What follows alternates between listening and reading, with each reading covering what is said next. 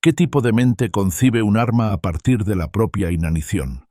Gengis Khan, conocido como el Gran Khan de los mongoles, perfeccionó la táctica de asedio por hambre hasta convertirla en un aterrador instrumento de conquista. Sus ejércitos no se limitaban a invadir ciudades. Las rodeaban, las aislaban y esperaban. No durante días, sino durante semanas, a veces meses. Dentro, el pan se convertía en polvo, las ratas desaparecían y los muertos eran consumidos en silencio. En 1219, cuando Gengis Khan invadió el imperio corasmio, asedió la gran ciudad de Nishapur. Sin medios para atravesar rápidamente las murallas de la ciudad, los mongoles rodearon por completo el asentamiento. Bloquearon todos los suministros de alimentos, envenenaron los pozos cercanos y establecieron un perímetro completo, asegurándose de que nadie pudiera entrar o escapar. El método era deliberado, no desesperado. Los ingenieros mongoles estaban entrenados para calcular cuánto durarían las provisiones dentro de la ciudad. Una vez superado el umbral de inanición, la desesperación llevaba a los defensores al colapso. Algunas ciudades se rindieron antes de que se desenvainara una espada. Otras resistieron solo para caer en horrores mucho peores. Según el cronista persa Yubaini, conocido como Atamalik Yubaini, los habitantes de las ciudades asediadas a veces se veían obligados a comer cuero, hierba y, en los casos más extremos, incluso los cadáveres de los muertos. Nadie quedaba para enterrar los cadáveres. Escribió sobre Merv, otra ciudad que enfrentó la inanición bajo asedio, y los perros se daban un festín con la carne de los fieles. Cuando las puertas finalmente caían, los mongoles no eran misericordiosos. Los supervivientes, demacrados, esqueléticos, apenas humanos, fueron masacrados o esclavizados. La táctica de asedio por hambre no era solo un medio para la victoria. Era un arma psicológica para demostrar que la resistencia no solo conduciría a la muerte, sino a un final lento, humillante e indefenso. Tomadas como botín, el destino de las mujeres capturadas. Gengis Khan, conocido como el gobernante universal de los mongoles, lideró una de las expansiones más despiadadas de la historia. Sus ejércitos no solo derrotaban a sus enemigos, desmantelaban sociedades enteras, y tras cada victoria, el destino de las mujeres capturadas seguía un patrón escalofriantemente predecible. Tras el saqueo de Bujará en 1220, los mongoles se apoderaron de miles de mujeres y niñas. Muchas fueron distribuidas entre los soldados como recompensa por su servicio. Cuanto más alto era el rango, más prestigiosas eran las cautivas. Las mujeres nobles a menudo eran reservadas para los generales mongoles o incluso para el propio Gengis Khan. Las mujeres de rango inferior se dividían entre las tropas o se las obligaba a realizar trabajos serviles, a la servidumbre o cosas peores. Yubaini, el cronista persa que siguió los pasos de las conquistas mongolas, registró cómo, después de tomar las ciudades, separaban a los hombres de las mujeres, a los hijos de sus madres, y los conducían a campamentos como rebaños de ovejas. El lenguaje no era metafórico. Reflejaba la fría escala industrial del manejo de personas que los mongoles habían perfeccionado. Las mujeres a menudo eran exhibidas ante los comandantes, clasificadas por apariencia, edad y clase social. Crónicas de fuentes chinas, persas y rusas describen cómo los líderes mongoles se enorgullecían de apoderarse de las esposas e hijas de los nobles derrotados, no solo como concubinas, sino como un símbolo de dominio absoluto. La humillación era intencionada. Poseer a las mujeres de un enemigo vencido era borrar su legado. Algunas mujeres fueron incorporadas a los hogares mongoles y forzadas a casarse. Otras fueron vendidas como esclavas a través de las vastas extensiones del imperio, desde Asia Central hasta la corte Yuan en China. Solo unas pocas, si es que alguna, conservaron su identidad. Para el imperio de Gengis Khan, la expansión no se trataba solo de tierras, Se trataba de personas reducidas a propiedad, consumidas por la guerra, y entre las más indefensas estaban las mujeres, cuyo sufrimiento sigue siendo uno de los legados más oscuros del camino mongol hacia el imperio. Entre las muchas tácticas brutales empleadas por Genghis Khan, conocido como el fundador del imperio mongol en 1206, el uso de escudos humanos se erige como una de las más fríamente calculadas.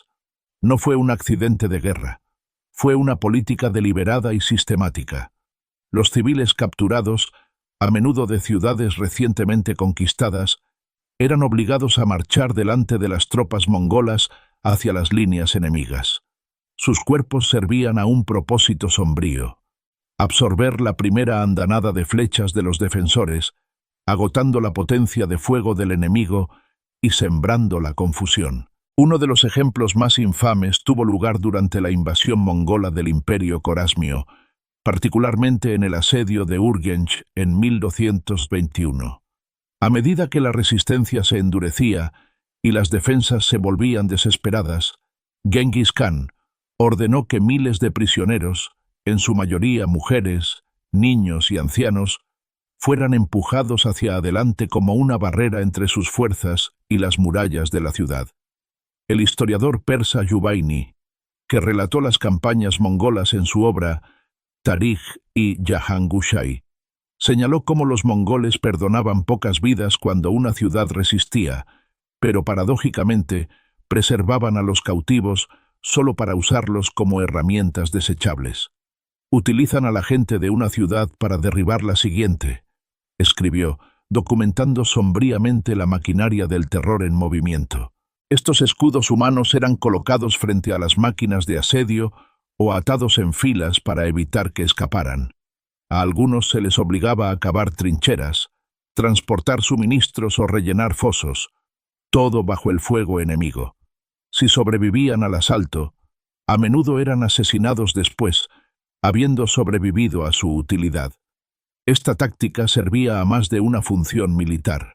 Enviaba un mensaje escalofriante: ríndanse, o vean a sus vecinos y parientes forzados a morir en su lugar.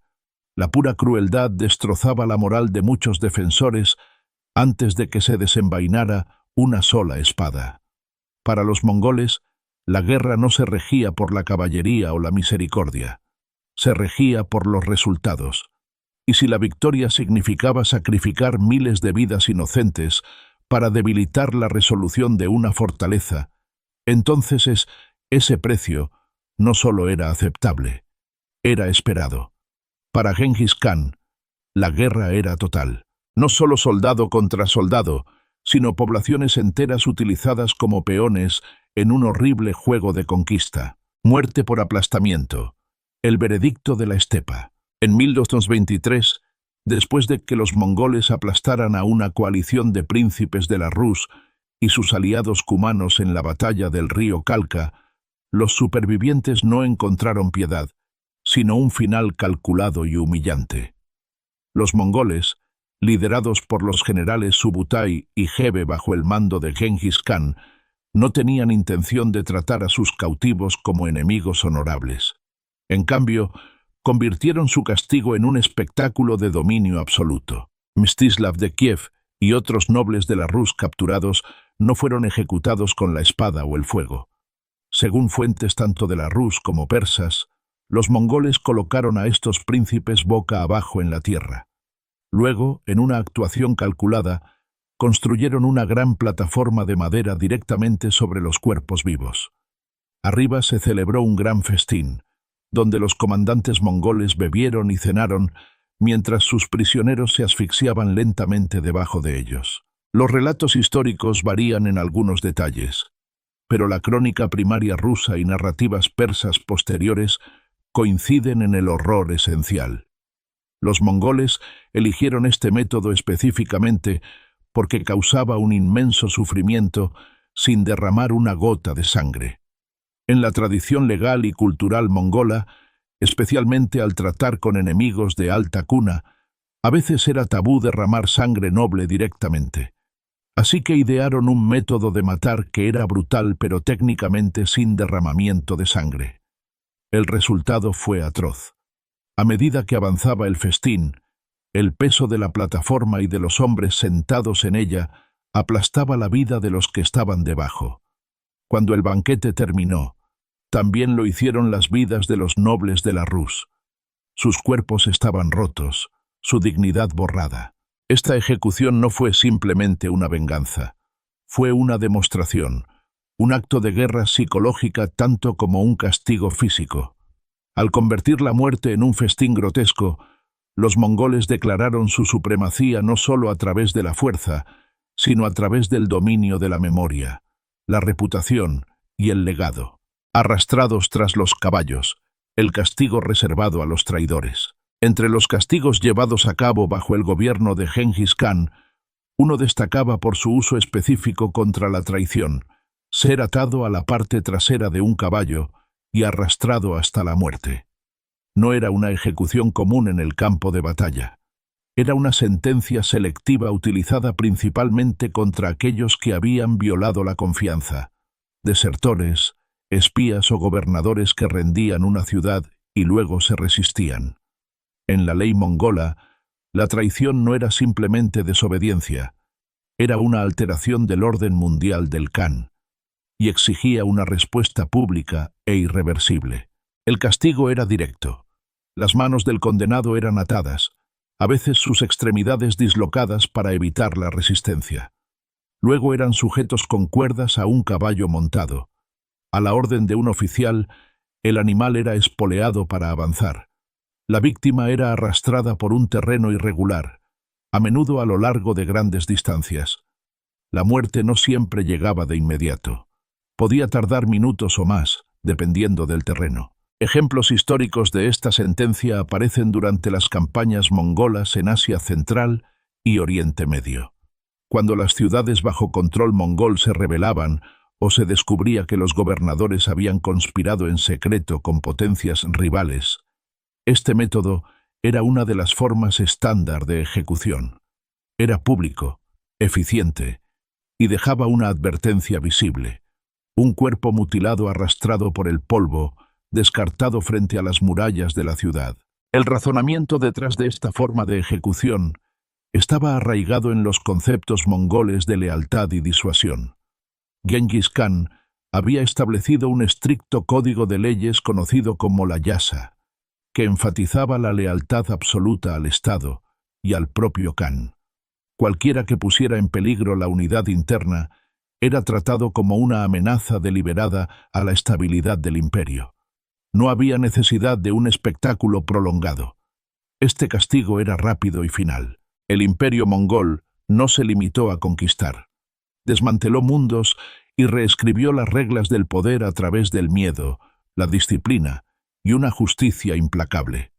Sus castigos no eran caos, eran mensajes tallados en carne humana, destinados a resonar a través de las generaciones.